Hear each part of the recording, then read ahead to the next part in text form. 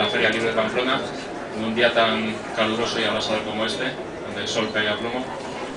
En esta ocasión, desde Editorial Palmera, en el marco de la feria, presentamos este libro de Miquel Zucha, su primera novela.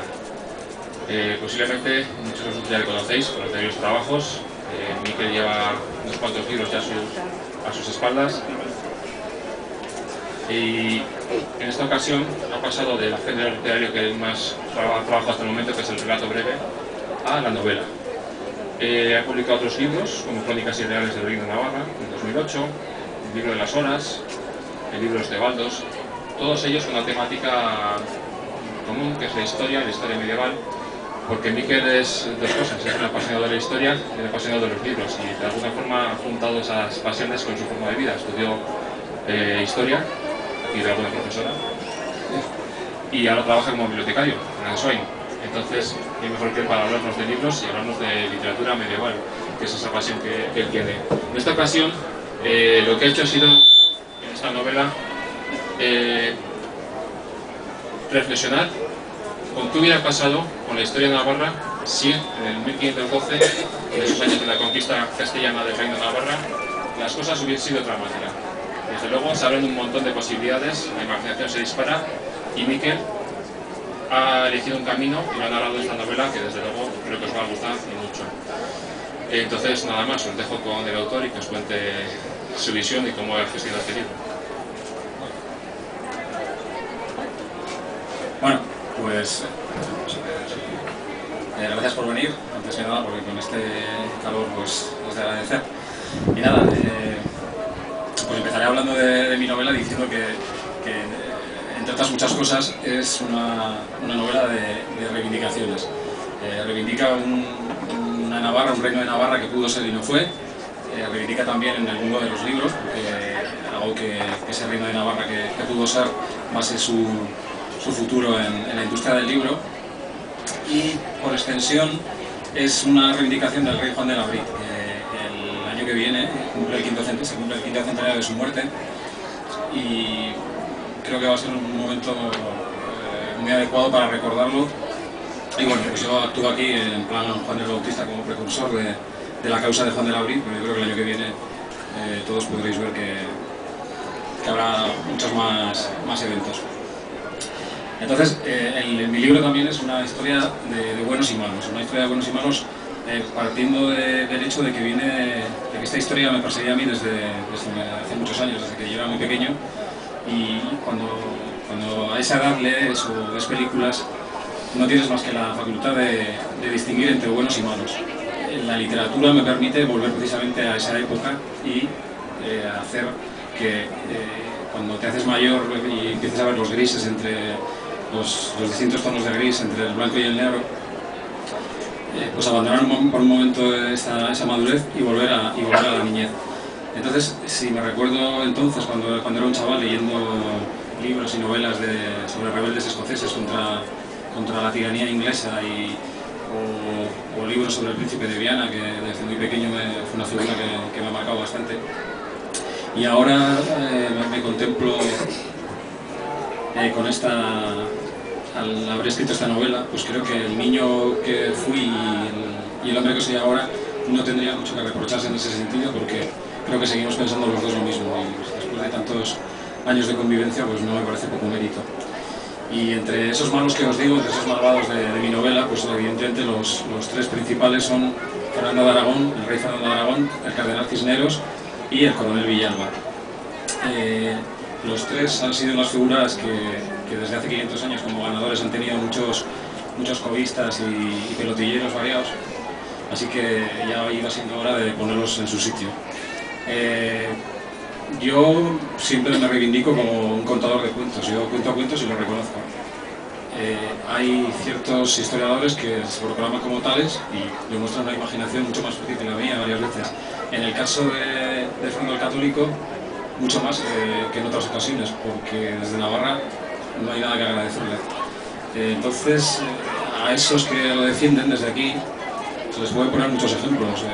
El principal es que en ningún pueblo de Navarra encontraréis jamás una calle dedicada a Fernando el Católico. Los antepasados sea venga desde el romanticismo o venga desde la época que sea, jamás reconocieron ningún mérito a este señor, a Fernando el Católico, y es que francamente desde el punto de vista navarro no tiene ninguno. Entonces, a los que dicen que, por ejemplo, que Fernando de Aragón pacificó Navarra al conquistarla, pues eso sería como admitir que un cáncer terminal pues se cura. No se le puede llamar pacificador a un señor que en realidad lo que era el instigador mayor de la guerra civil. La guerra civil durante 40 años, porque fue el mayor sostén de la facción Beamontesa, y si le sumamos los 20 años de su padre, que hizo exactamente lo mismo, con la facción Aramontesa, él, para variar, pues serían 60 años, los 60 años de la guerra civil que sufrió Navarra. Por lo tanto, llamarle pacificador pues es una mentira más. Otra mentira, los que le ponen como ejemplo de libertador. Libertador no sé de qué, puesto que Fernando el Católico lo que fue es el impulsor de la Inquisición, y la Inquisición fue la siniestra institución que mantuvo en el atraso a este país durante 4 siglos. No se puede reivindicar la libertad de nadie desde un señor que, como os digo, fue el que introdujo la Inquisición, no solo en Castilla y Aragón, sino en Navarra, porque en Navarra hasta que llegó él, la Inquisición no regía. Juan de Abril nunca la admitió, y como pongo en la novela, se trataba a los inquisidores que venían sobre todo desde Aragón, pues como en la ciudad de Tudela, arrojándolos al Ebro, que me parece una buena manera de tratarlos. De Fernando de Aragón os podría decir muchas más cosas. O sea, una de las cosas de las que acusan, por ejemplo, a Juan de Abril es que era extranjero. Pero eso tampoco es verdad. Los últimos estudios demuestran que de los 20 años que le dejaron reinar, porque claro, si dejó de reinar no fue por propia voluntad, sino porque Fernando de Aragón lo echó, pues de esos 20 años, pues prácticamente 15 los pasó aquí en Navarra. Juan de Abril y Catalina de Foix tuvieron 12 hijos y 8 nacieron en Navarra por propia voluntad de los reyes, que querían que no hubiera ninguna duda sobre la navarría de su dinastía, y no podía haberla. En todo caso, cuando se le acusa de extranjero a Juan de Abril por ser de nacimiento francés, se puede hacer lo mismo con Fernando el Católico, que como sabéis todos nació en Aragón. Ni siquiera le dejaron nacer en Navarra, a él por supuesto no se lo preguntaron, pero la madre no tuvo ninguna duda de dónde tenía que nacer, y a Matacaballo nació en Sos del Rey Católico, para no nacer en Navarra.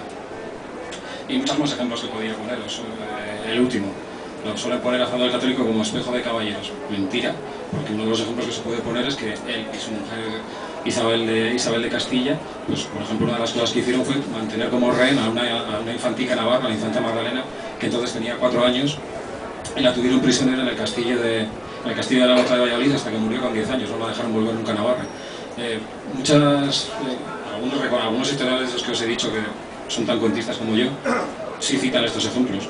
Lo que pasa es que no dicen toda la verdad. En el caso de la infanta, pues suelen decir que en aquella época todos hacían lo mismo. Y no, eso no es verdad. No es verdad entonces ni es verdad ahora. Ahora cuando se dice todos son iguales, no. Nunca han sido todas las personas iguales. Los reyes de Navarra no hicieron eso con ningún infante castellano. ¿Por qué no pudieron hacerlo? No lo sabemos. El caso es que no lo hicieron. Entre los malos esos que os he dicho, el segundo malo en el escalafón sería el cardenal Cisneros. Al cardenal Cisneros no se le puede perdonar desde el punto de vista navarro que fuera quien ordenara destruir todos los castillos que formaban el cinturón defensivo del reino. Y por añadidura, él lo ordenó, pero el que lo llevó a cabo fue su ejecutor material, el coronel Villalba. Cuando ahora viajamos a cualquier sitio y vemos a los castillos que estén más mal o bien conservados, por lo menos están allí, los puedes ver, y te das cuenta de lo que se ha perdido en Navarra por un acto de conquista como fue el de 1512 y los años posteriores, como este del cardenal Cisneros, pues te das cuenta que no se le tiene nada que agradecer a este señor. Además, Cisneros tiene un aspecto también de fanatismo, no sé si llamarlo religioso, como cardenal que era, o qué, que en el caso de los libros le pone en contacto no solo con lo que suelen decir, que fue el promotor de la Biblia Complutense, que es cierto, aunque yo en mi novela hago que no llega a poder serlo, sino porque este señor quemó todos los libros de los alfaquís moros del Reino de Granada, rompiendo las capitulaciones que los reyes católicos habían firmado con ellos. Yo, como comprenderéis, como escritor y bibliotecario no puedo estar de acuerdo con nadie que queme libros, y es una cosa que repito bastante en el libro, y por lo tanto no estoy de acuerdo con el cardenal Cisneros ni con el amigo Villalba, de cuyos ancestros me acuerdo cada vez que veo la ruina de cualquier castillo. Si hay la suerte de que era la ruina, porque antes no vea ni eso. Y no se puede olvidar que estos dos se cruzaron una carta en la cual indican la sentencia más terrible que se ha escrito casi sobre Navarra. Villalba le mandó una carta a Cisneros diciéndole: con la destrucción de todos estos castillos está Navarra tan baja de fantasía que nadie os haya levantar la cabeza. Pues yo con esta novela mía he querido devolverle toda la fantasía de la que soy capaz de crear, encañonada, encuadernada en este libro. Y por supuesto, para levantar cabeza contra estos que decían, contra estos tres que decían que no levantaríamos cabeza, pues aquí he utilizado es a Juan de Labrit, como os digo. Un rey que durante los últimos 500 años, como perdedor, pues le han dado estopa por todos los sitios. Normalmente comparándolo con Boabdil el Chico, con Boabdil el rey de Granada. Y lo triste no es que lo hayan hecho durante los últimos 500 años, porque la mayoría de los cronistas de su época escribían pagados por el vencedor, por el fundador católico, sino que sigue habiendo gente que lo sigue haciendo ahora. Hace apenas 2 meses, si recordáis, se abrió el túnel del baluarte de Labrit, y otra vez desde el ayuntamiento se mandó una nota de prensa indicando que el rey de Navarra, que Juan de Labrit, había huido por ahí la noche del 25 de julio de 1512. Eso, como cualquiera comprenderá, es mentira. Huir, solo huyen los ladrones, y en esa tesitura el único ladrón que había era el duque de Alba, evidentemente, porque el rey legítimo de Navarra era Juan de Labrit.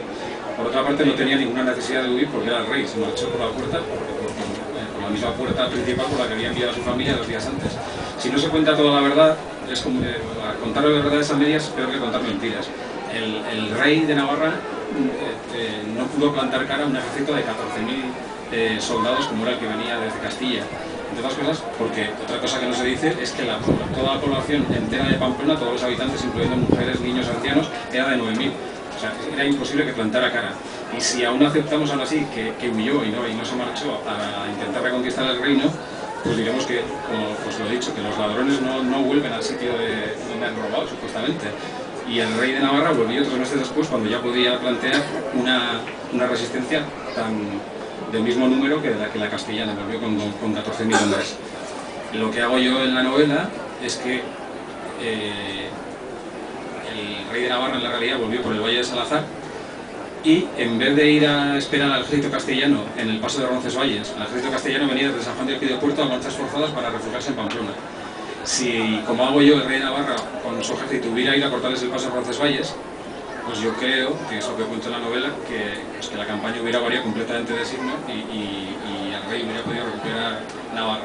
Como se quedó entretenido en el castillo de Burgui, en el Roncal, los castellanos tuvieron la ocasión de, a marchas forzadas y andando toda la noche, refugiarse en Pamplona, y ya no pudieron, los navarros ya no pudieron sacarlos de la ciudad. Al cambiar la historia en ese punto, sigo contando en la novela durante todo lo que ocurre desde ese punto de 1512 que os digo hasta 1783.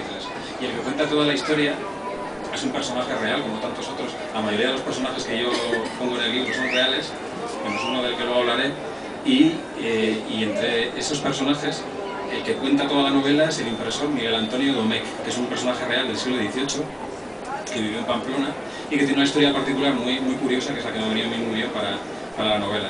Este señor, la Diputación del Reino, en aquel momento, a mediados del siglo XVIII, le encargó la segunda edición de los Anales de Navarra del Padre Moret. El Padre Moret los había escrito 100 años antes y ya era difícil encontrarlos, entonces la Diputación le encarga la segunda edición.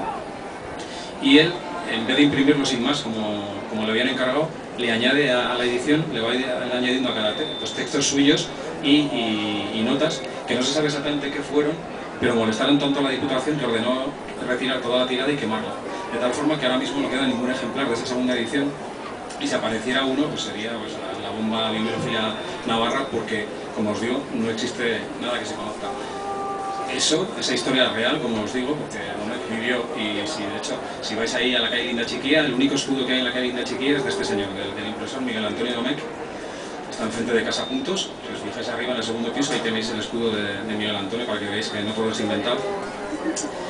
Pues esta historia de él me ha permitido inventarme a mí qué es lo que pude escribir. Y yo he puesto eso que pude escribir en relación con el año 1610, con el momento más mágico, fantástico de nuestra historia, que es la persecución de brujas de Zugarramurdi. Esta persecución no había empezado en el año 1610, esa más famosa, la de Zugarramurdi, pero realmente llevaba desarrollándose desde 1525, gracias a la credulidad y muchas veces a la mala fe de esos mismos inquisidores que os digo que introdujo Fernando el Católico en el reino. Ya os he dicho que en Navarra no regía la Inquisición hasta que él conquista Navarra.